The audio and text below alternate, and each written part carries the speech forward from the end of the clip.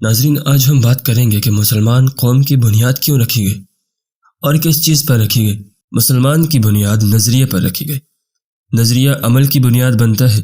بدن تو نظریے اور فکر کا غلام ہوتا ہے۔ اگر ایک انسان کا نظریہ ہی یہ ہے کہ مرنے کے بعد کوئی زندگی نہیں ہے تو آخر وہ عبادت کی مشقتیں کس طرح اٹھائے گا اور اعلیٰ کلمت اللہ کے لیے اپنی جان کا نذرانہ کس طرح پیش کر سکتا ہے۔ مسلم قومیت کی بنیاد جس اعلیٰ اور بلند تر نظریے پر رکھی گئی وہ نظریہ توحید و رسالت ہے۔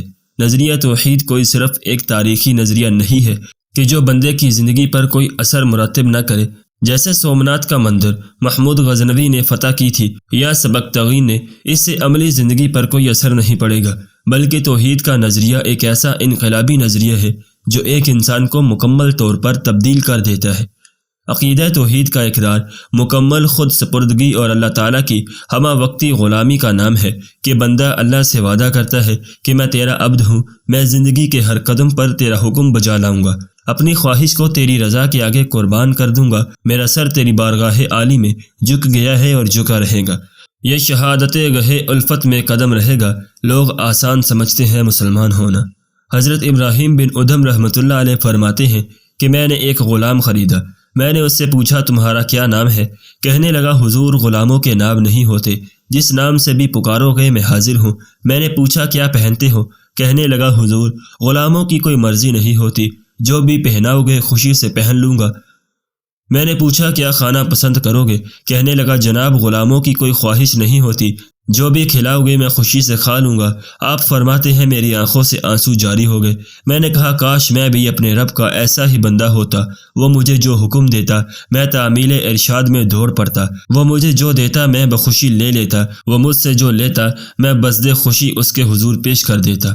عقیدہ توحید کا اقرار ایسی ہی مکمل خود سپردگی کا نام ہے۔ شاید یہی سبب ہے کہ نبی کریم صلی اللہ علیہ وسلم نے سب سے پہلے توحید کی دعوت ہی دی، کیونکہ یہی عقیدہ اگر درست ہو جائے تو پورے کا پورا انسان تبدیل ہو جاتا ہے۔ یہ نظریہ انفرادی طور پر انسان میں عزت نفس، رجائیت، تقوی، تدین، عجز و انکسار اور اعلیٰ مقصد سے والہانہ لگن جیسی صفات حمیدہ پیدا کرتا ہے، اور اجتماعی طور پر سیاست میں خلافت، معیشت میں امانت اور معاشرت میں مساوات انسانی کا عظیم انقلاب پیدا کرتا ہے۔ نظریہ توحید جس والہانہ خود سپردگی اور اقرار عبدیت کا نام ہے، رسالت اسی کے اظہار کی عملی صورت ہے۔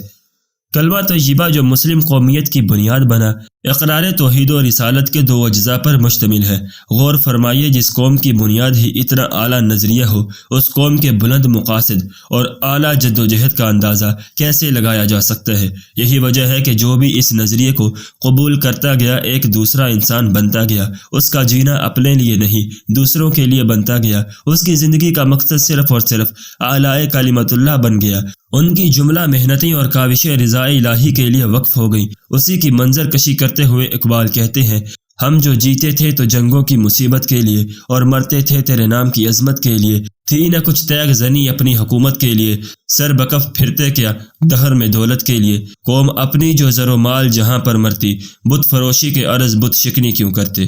اس نظریے نے انہیں اوصاف حمیدہ کا پیکر بنا دیا۔ یہ لوگ کیسے بدل گئے؟ اللہ رب العزت نے اسی پس منظر میں فرمایا محمد اللہ کے رسول ہیں اور جو ان کے ساتھ ہیں کافروں پر بڑے سخت اور آپس میں بڑے رحم دل، تم ان کو رکوع اور سجدوں میں دیکھو گے، وہ اللہ کا فضل اور اس کی رضامندی کی طلب میں لگے رہتے ہیں۔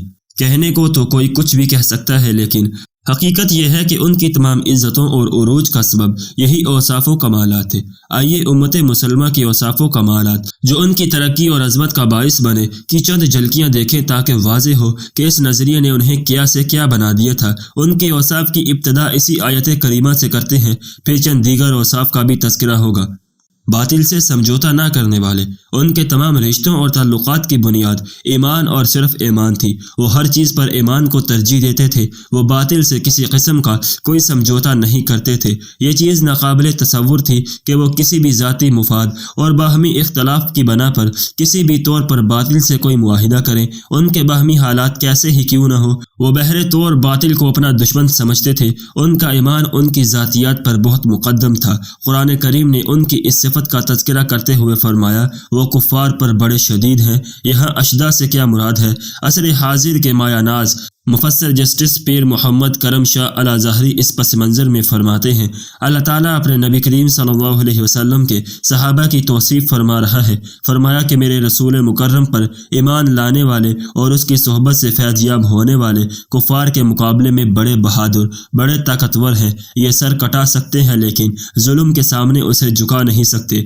یہ بکاؤ مال نہیں کہ دشمنان اسلام ان کو خرید لے، یہ بزدل اور ڈرپوک نہیں کہ جور و ستم سے ان کو اس راہ محبت سے برگشتہ کیا جائے۔ اشداد شدید کی جمع ہے اور لفظ شدت کی تحقیق کرتے ہوئے علامہ ابن منظور نے لسان العرب اور علامہ زبیدی نے تاج العروس میں لکھا ہے، تاج العروس یعنی شدت، قوت اور دل کی محکمی کا نام ہے، اور الشدید شجاع اور طاقتور مرد کو کہتے ہیں۔ اس کی جمع اشلاء ہے۔ باطل سے کبھی نہ ڈرنا اور اس کے آگے ڈٹ جانا ان کا ترہ امتیاز تھا۔ یہ باطل کو کبھی بھی اپنا نہیں سمجھتے تھے۔ غزوہ بدر میں جو ہوا کہ باپ بیٹے کے مقابلے میں، بھائی بھائی کے مقابلے میں اور بانجا ماموں کے مقابلے میں صف آرا تھا، اسی کی ایک عملی تفسیر ہے۔ غزوہ بدر کے بعد ایک دن جب حضرت ابوبکر صدیق رضی اللہ تعالیٰ عنہ سے ان کے بیٹے نے کہا کہ ابا جان، بدر میں ایک موقع پر آپ میری تلوار کی زد میں تھے، میں نے صرف اس لیے آپ پر وار نہ کیا کہ آپ میرے والد تھے، تو آپ نے فرمایا بیٹا تو کفر کی محبت میں لڑ رہا تھا اور باپ ہونے کا لحاظ کر گیا، اگر تو میری تلوار کی زد میں آتا تو میں کبھی نہ سوچتا کہ میرا بیٹا ہے، میں یہی سوچتا کہ اسلام کا دشمن ہے اور تیرا سر اڑا دیتا۔